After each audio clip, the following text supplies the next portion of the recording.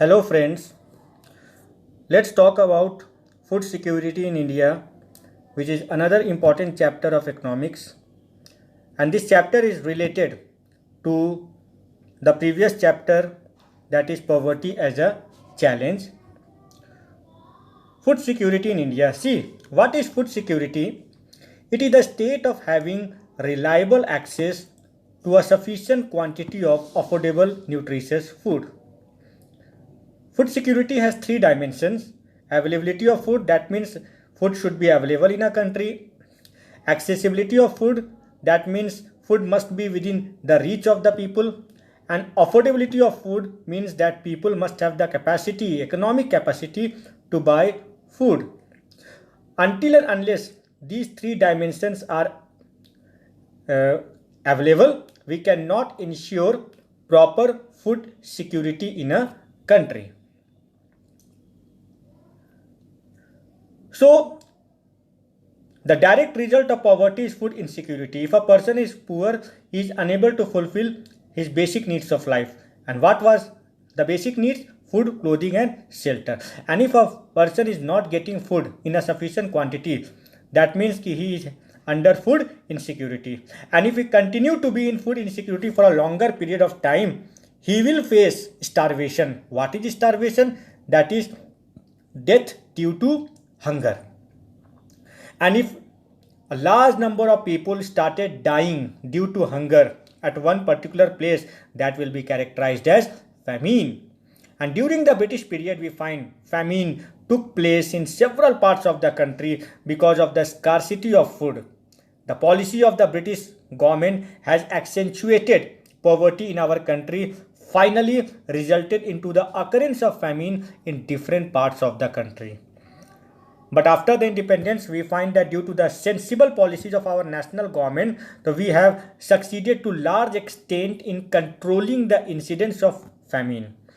What is famine? It is an extreme and protracted shortage of food, resulting in widespread hunger and a substantial increase in the death rate.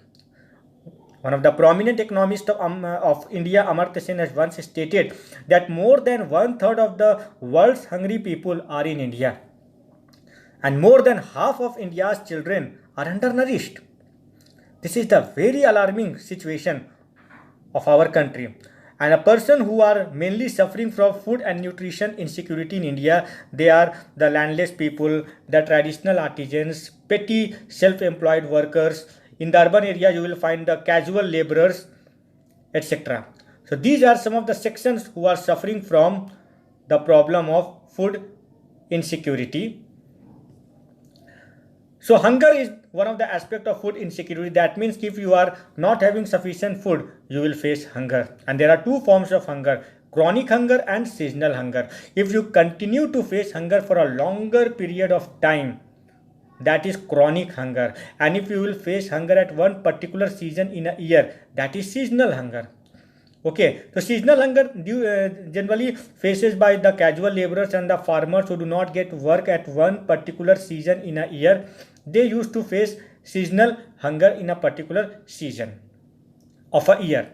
So chronic hunger is the poor people are suffering from chronic hunger for a longer period of time, and seasonal hunger when a person is unable to get work for the entire at one particular season of a year, he may face seasonal hunger.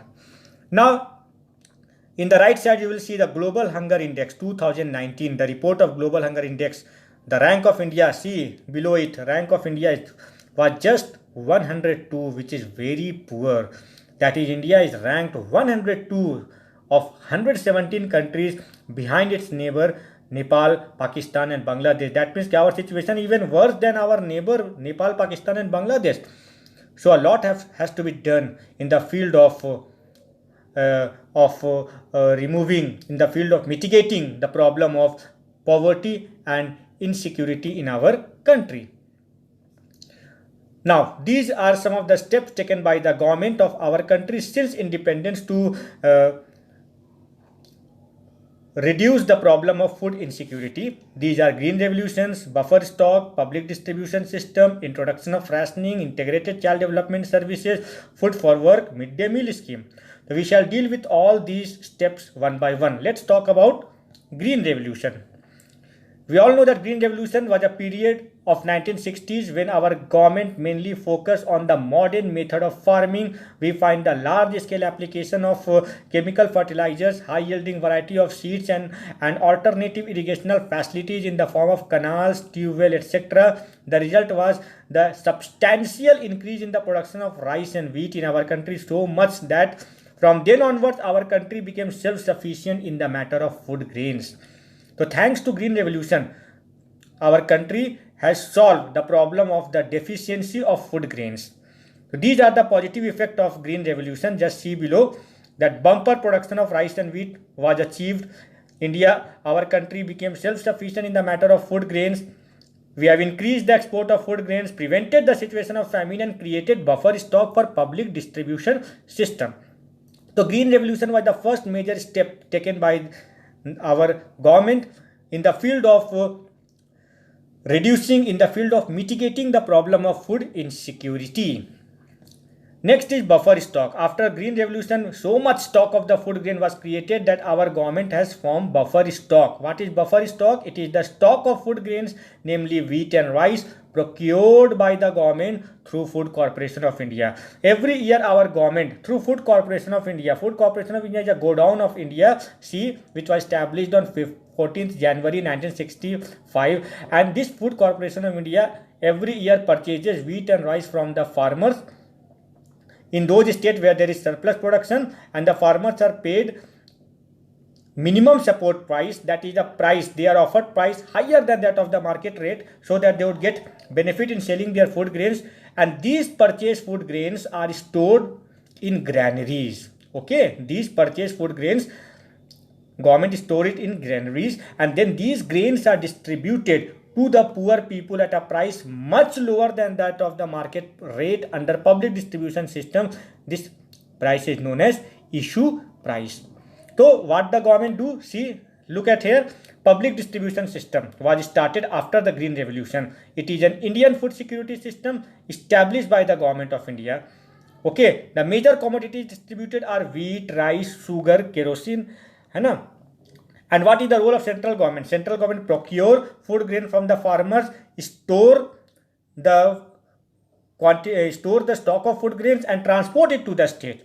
And state government manage distribution of food grains to the poor section through the fair price shops. These fair price shops are also known as ration shops. So look at this flow chart. Farmers or producers, they sell their food grains, surplus food grains, to Food Corporation of India. Then Food Corporation of India maintain buffer stock, and then Food Corporation of India allocate food grains to the state, and then it is the task of the state to make arrangement for the distribution of food grains to the poor people through fair price shops, which are also known as ration shops.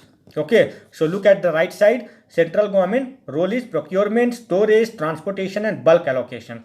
And the role of state government in the field of public distribution system is that it establish the fair price shops, okay, and make arrangement for the distribution of food grain. So through public distribution system, our government has done a commendable job in providing food grains at very, very low price to the poorest section of our society, who are known as the persons belonging to below poverty line, persons of BPL. Now they are getting at wheat, rice, etc. at very low price from the government under public distribution system.